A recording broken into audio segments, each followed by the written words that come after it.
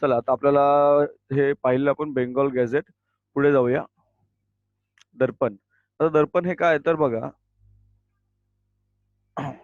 दर्पण हे दर्पण हे पत्र 1832 साली मुंबईमध्ये सुरू झाले. काय झाले? 1832 साली मुंबईमध्ये सुरू झालं. तर बाळशास्त्री जांभेकर हे दर्पणचे संपादक होते. कोण होते? बाळशास्त्री जांभेकर हे दर्पणचे संपादक होते. हे बघा त्याचं चित्र तुम्हाला दिलेलं आहे. दर्पणच्या अंकातील बातम्यांमधून आपणाला त्या राजकीय, आर्थिक, सामाजिक व सांस्कृतिक इतिहास सापडतो. उदाहरणार्थ 1. कंपनी सरकारच्या 3 इलाख्यातील जमा खर्चाची यादी भेटते. हे बघा बाळशास्त्री जांभेकरांचे चित्र तुम्हाला दिलेलं आहे. 2. या देशावर रशियनांचा हल्ला होण्याचे भय. शहर साफ ठेवण्याकरिता मंडळींची नेमणूक. हिंदू विधवांचा पुनर्विवाह. कोलकाता येथे थिएटरची सुरुवात. राजा राममोहन रॉय यांची इंग्लंडमधील कामगिरी. यावरून तत्कालीन परिस्थितीवर प्रकाश तुम्हाला पडतो. यावरून तत्कालीन परिस्थितीवर प्रकाश पडतो. हे कुठे होतं? कुठे लिहिलं होतं?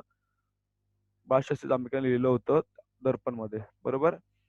दर्पण हे काय आहे तर पहिले मराठी बघा दर्पण या पहिल्या मराठी पत्राचे संपादक या नात्याने बाळशास्त्री जांभेकर जे आहेत, त्या बाळशास्त्री जांभेकरांना आद्य संपादक म्हटलं जातं. काय म्हटलं जातं? आद्य संपादक. आणि 6 जानेवारी हा त्यांचा जन्मदिवस आहे. तो पत्रकार दिन म्हणून आपण महाराष्ट्रामध्ये साजरा करतो. त्यानंतर वर्तमानपत्र आलं प्रभाकर. प्रभाकर वर्तमानपत्र भाऊ महाजन यांनी सुरू केले. त्यात फ्रेंचांच्या बंडांचा इतिहास, फ्रेंच राज्यक्रांती, लोकहितवादी म्हणजे गोपाळ हरी देशमुख यांची समाज प्रबोधनपर शतपत्रे आहेत. शत म्हणजे 100 पत्र त्याच्यामध्ये आहेत. त्यानंतर ज्ञानोदय. ज्ञानोदय पत्रामध्ये 1842 मध्ये आशिया खंडाचा आणि 1851 मध्ये युरोपचा नकाशा छापण्यात आला. मराठी वर्तमानपत्रामध्ये पहिले चित्र बघा, पहिले चित्र छापण्याचा मान हा ज्ञानोदयकडे जातो. विजेच्या सहाय्याने बातमी पोहोचवण्याचे यंत्र म्हणजे टेलिग्राफ 1852 पासून सुरू झाल्याची माहिती ज्ञानोदय मधूनच मिळते. भारतात प्रथम रेल्वे सुरू झाली त्याची बातमी ज्ञानोदय मध्ये आली. कशी आली ती बातमी? त्या पहिल्या रेल्वेला म्हटलं होतं चाक्या म्हसोबा. काय म्हटलं होतं रेल्वेला सुरुवातीला? जेव्हा 1853 ला पहिली रेल्वे सुरू झाली मुंबई ते ठाणेपर्यंत त्याला त्यावेळेस म्हटलं होतं चाक्या म्हसोबा. शीर्षकाअंतर्गत छापून आली. 1857च्या संघर्षाच्या बातम्या या वर्तमानपत्रात छापल्या होत्या. वर्तमानपत्र हे समाज प्रबोधनाचे कार्य करणारे महत्वाचे माध्यम होते. उदाहरणार्थ इंदुप्रकाश पत्राने विधवा विवाहाचा जोरदार पुरस्कार केला. बहुसमाजाचे मुखपत्र म्हणजे दीनबंधू.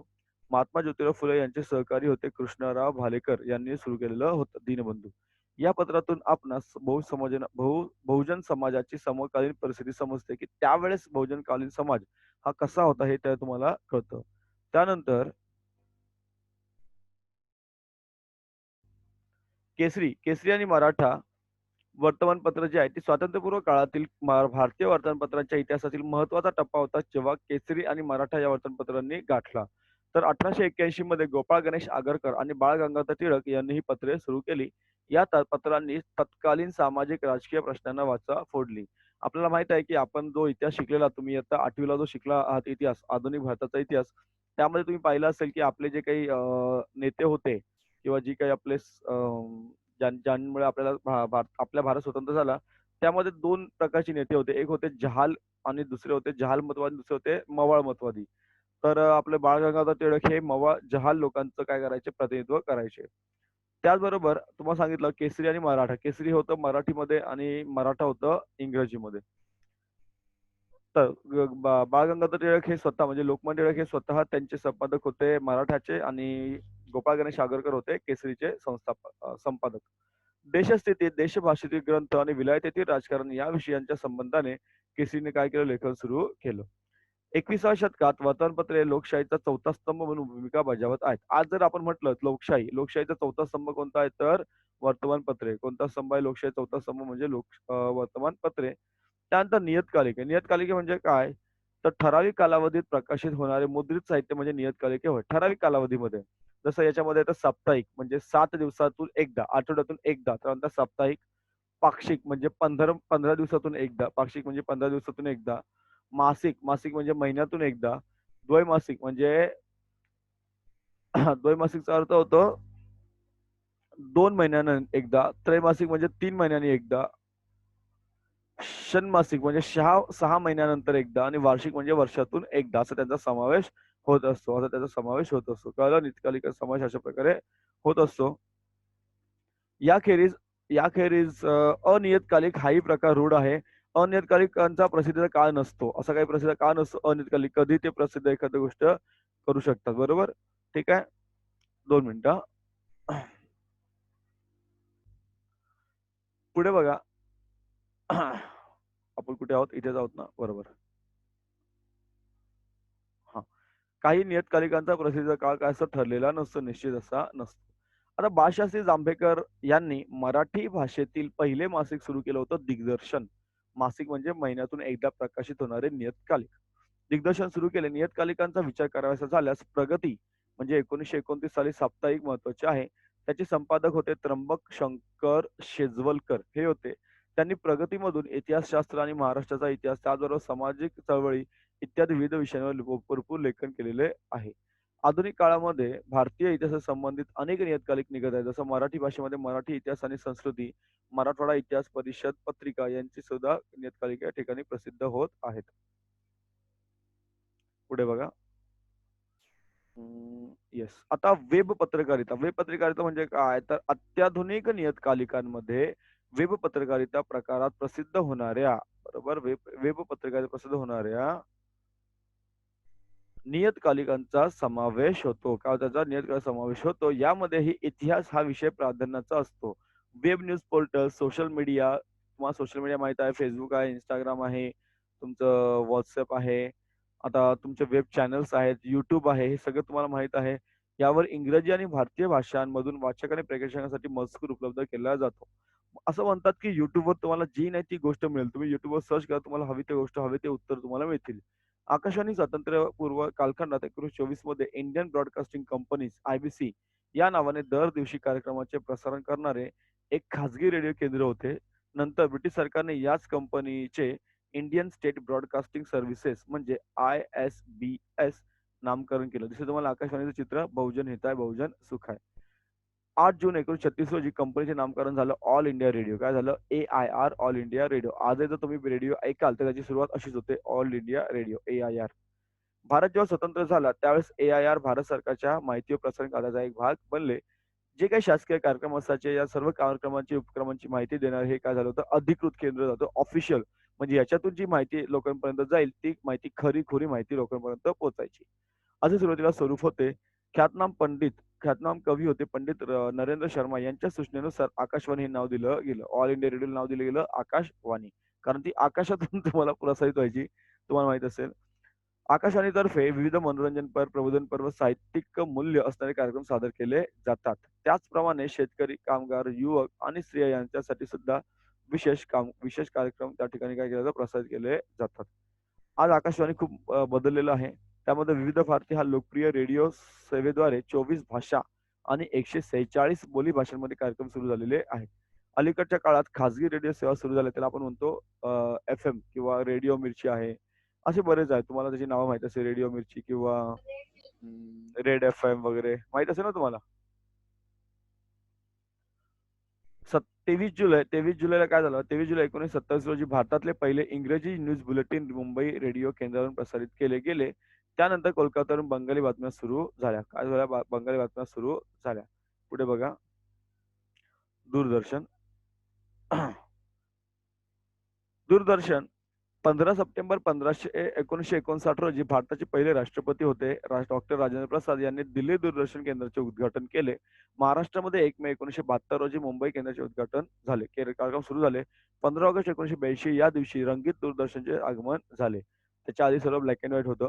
1991 मध्ये परदेशी व देशी खासगी वाहिन्यांना केबल तंत्राच्या माध्यमातून आपल्याला कार्यक्रम प्रसारित करण्यास परवानगी दिली गेली.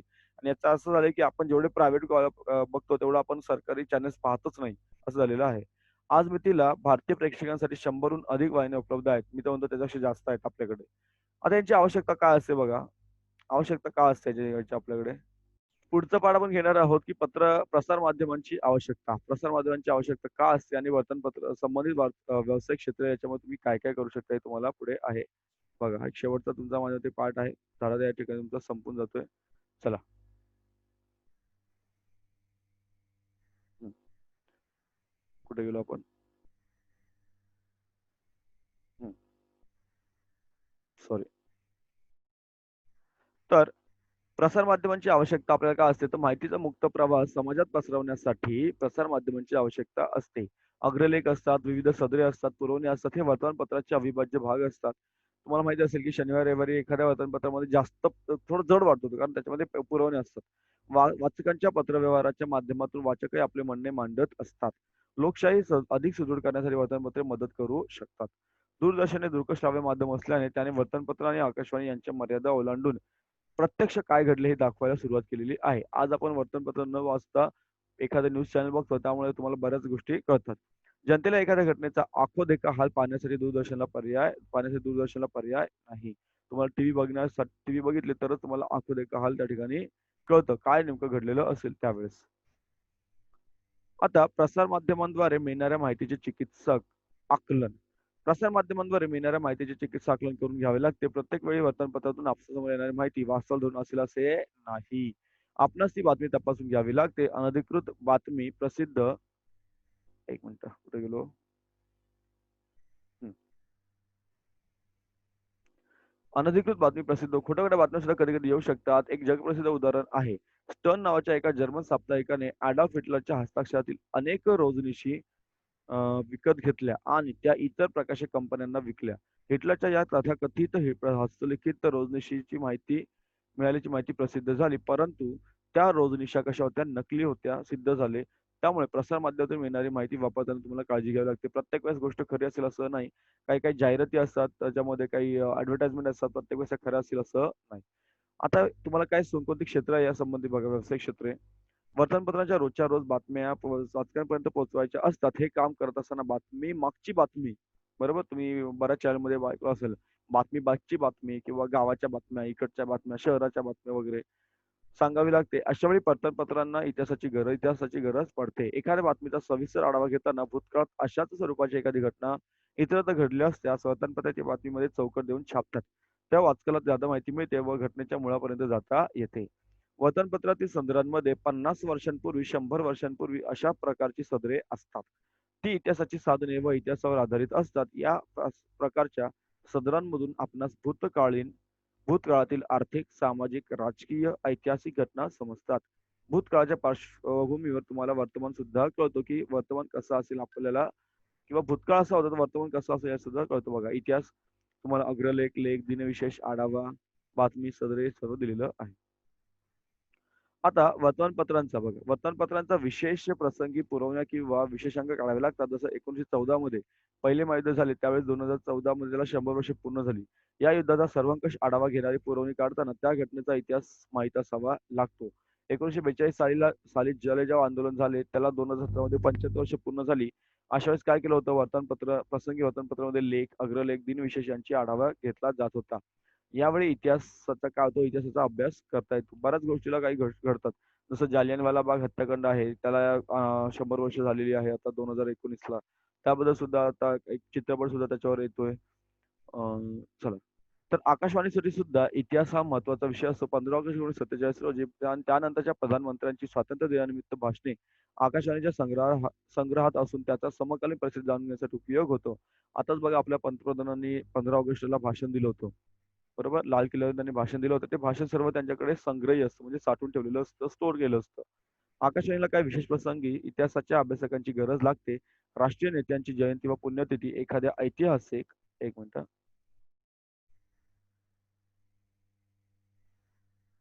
हां.